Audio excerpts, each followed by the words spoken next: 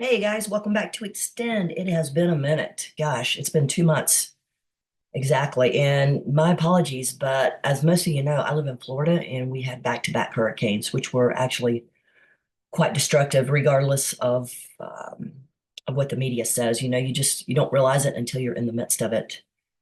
Um, the destruction and devastation. And I not only was there helping friends clean up and try to regroup and rebuild. But I decided, you know what? I'm out. So I flew to a couple of different places looking for my new home, and I have arrived. So the past 2 months have actually been spent not only in Florida helping, like I'd mentioned, friends clean up from two hurricanes back to back, but finding a new place, packing, driving across country, and unpacking and getting settled. So that's where I am now. You can't see it over my shoulder right here, but there's snow out the window. And being a native Floridian, that that is actually that's quite the adjustment. And I live in Utah now. So here we are. And the reason I am choosing today's topic is because I moved to an area that is very health conscious. And even though what I'm going to talk about today, I've talked about it before, but it's kind of a gentle reminder because I'm in the midst of, very health conscious people. And if you're over 40 or 50, this is something that's very applicable to you. And it's something that you can do today, start today at least, to, improve the quality and physiological aspect of your life, which means you can increase your longevity. And I'm going to title this today, and I do have notes here, by the way. I got a stack of notes because I didn't want to forget anything. And the top three longevity strategies backed by science. Now, obviously, there can be way more than three, right? Of course. And I often talk about way more than three. But today, I chose these because they're easy to do and they can have an immediate direct benefit on, like I said, the physiological side of your body, which are the cells and increasing longevity and good cell, bad cell turnover, etc. And again, this is not anecdotal evidence or anecdotal information. This is evidence-based research. And as always, I'm going to list the studies after this video, which will be in the description. So the first thing I want to talk to you about, the first strategy is fasting. And there are so many different ways that you can do fasting. And people say, oh my God, I don't want to fast. That sounds really hard and really challenging, and I don't want to starve. Well, if you think about it, you probably already doing fasting and really didn't even know it. So let's say you eat dinner at 5 or 6 in the afternoon and you don't eat again until 7, 8, or 9 the next day. So from 7 p.m. when you eat dinner until 7 a.m., that's already 12 hours. So you're kind of already fasting. And if you can extend that 12-hour fast period to 16, 12, 13, 14, 15, 16, so 7, 8, 9, 10, 11, let's just say till 11 or even till 10, you can even work your way up. And again, this 16-8 strategy, 16 hours fasting, 8 hours where you have this window to, they call it refeed, to eat, that's fasting. And the benefits of fasting, they're they're so well documented that you should at least try it. And it's so easy to do. Again, I would be willing to bet your money that you're already doing at least 8 hours. I'm sorry, at least um, uh, 7 to 7. If you're eating at 7, and again, you're not eating again until 7 a.m. The first thing that this intermittent fasting is going to do is it's going to increase your metabolic health. And what that directly affects is muscle tissue, bone density.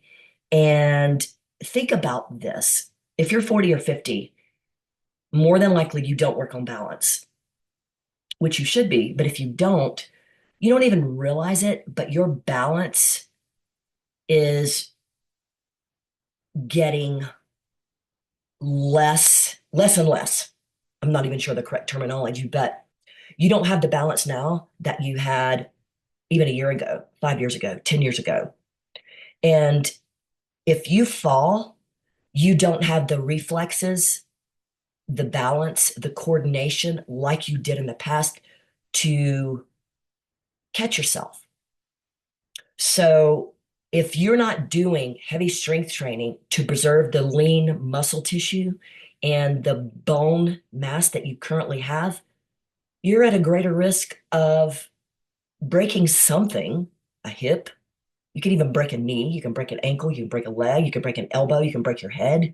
So you're at a greater risk for developing some sort of fracture that more than likely is going to sideline you for a period of time. And if you've heard the videos I've done in the past, this sidelining of older people is is the induction of death. And I don't want to sound so morbid, but I mean, that's the truth.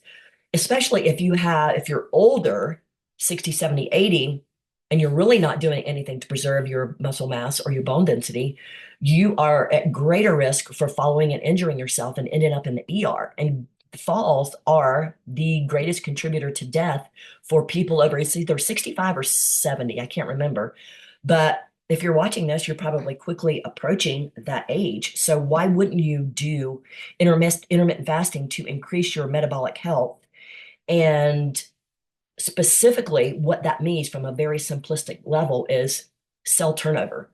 Cells are created and they're dying every second. And when you have an increased metabolism from strength training or from working out or from intermittent fasting, for all of the above, you're taking all of these cells that have died and you're removing them. Autophagy, Autophagy, autophagy. And that's just simply the removing of dead cells. That's what our body's designed to do. But if you have a slower metabolism, that's going to be more challenging for your body to do. Um, so increased metabolism by intermittent fasting is a wonderful way to start for longevity, to increase your longevity.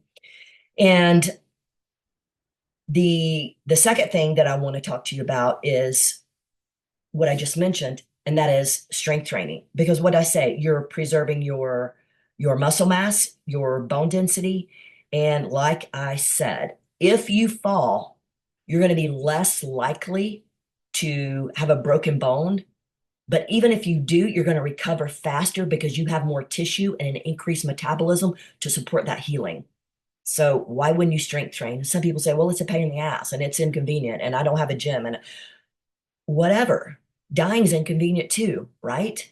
Or being laid up in a hospital is inconvenient too. So I highly encourage you to to consider starting strength training. And you can start at home with anything. You can get on Amazon and order a set of resistance bands from minimal resistance to high resistance for $15. So there's really no excuse. You don't need an entire set of dumbbells, which is great if you have them, but again, it's not necessary. So strength training removes metabolic waste in conjunction with this intermittent fasting. And we can get into the cellular aspect of intermittent fasting, but I don't want to do that because I don't want to overwhelm you. So the third thing is really, really cool, and I have not tried it. So this is definitely not anecdotal evidence, but I do work at a facility that provides this service, and I think it's awesome. So I'm going to use it, and that's cold exposure. And there's a lot of different ways that you can do cold exposure. So you can do cold plunging. You can go in an ocean that's cold. You can go in a shower set to the coldest setting. You can buy a portable bathtub, fill it full of ice, and hop in the thing. Or you can actually buy I don't know what they're called. I think they're called cold plunge tanks. So what that is essentially is you put water in it and you just dial the temperature down and it gets really, really, really, really, really cold. I've seen them, I felt them, I haven't been in them personally, but I do know that they have significant benefits for increasing a number of different things related to longevity and lifespan and pain. And The last part of the cold plunge that I want to tell you about is offered at the facility where I just started working, and I will try it and I will follow up with you and let you know. But it's called cryotherapy, and it actually is the coolest thing ever. It looks like what is it? A life-size refrigerator. So if you pull all the shelves out of your refrigerator, I'm not advising you to do this. Please don't do this because this one has there's no lock on the door, but it's just a very small, it's probably like 2 feet by 2 feet, maybe 3 feet by 3 feet. You step in it, you dial it down before you go in. And the goal is to get it 30 degrees lower than when you first went in. And you take your temperature before and you take your temperature afterward. And the session is only 3 minutes. But what this is doing is, again, according to the research, it's reducing inflammation and improves cellular function, which increases lifespan. So if you think about cellular function, and you probably remember this from high school biology, what is that? What is the core of that? Well, it's mitochondria. Mitochondria is at the heart, it's the powerhouse of our energy source. So if you feel lethargic and you feel like, you know what, I just don't feel like I can do it today. And if you're having that feeling consistently every day when you get out of bed, your mitochondria probably are suffering, which makes sense because if you're over 50, the body, morbidly so, it's preparing to shut down and prepare for that latter stage of life. But guys, these things that I'm sharing with you, these are things that you can do and implement today that I don't want to say reverse the aging process, but they have an impact directly on cellular function, i.e., mitochondria, which probably can, to some degree, reverse the aging process, or at the very least, slow it down. So, cryotherapy reduces inflammation, pain, and can positively impact sleep, which I'm really, really, really looking forward to because I'm not a good sleeper. Historically, I have not been a good sleeper since I started flying cross country and taking patients to multiple time zones in a day. That really messes with your circadian rhythm. All right, so those are the three things I have for you today. Listen, don't overthink this. If you Google intermittent fasting, you're going to see there's a number of different ways you can do it. Like I said, you can do 16 and 8, you can do 20 and 4, you can do uh, uh, 12 and 12. The longer you can go without food, that tells your cells to stand up, pay attention, and let's let's get to work. That's what it says. And it's not a process where intermittent fasting where you jump in and you've got it mastered. It's not like anything. If you want to get really good at this, just start with your 7 and 7. Eat dinner at 7. Don't eat again until 7 or afterwards. And then you've got 12 hours of fasting. And the fasting stage, the 12 hours that you're not eating while you're sleeping, try to gradually increase that. So instead of refeeding or eating at 7 a.m., go to 8, then go to 9, then go to 10. And you will have eventual benefits from intermittent fasting, and it doesn't take long. And if you're really not sure if it's working, get a set of labs done. That will determine the biomarkers determine your biological age.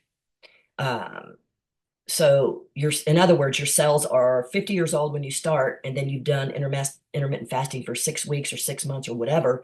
And then at the end of that, your biological age is 47 or 45 or 40. I mean, this is documented stuff. So I would encourage you to try intermittent fasting.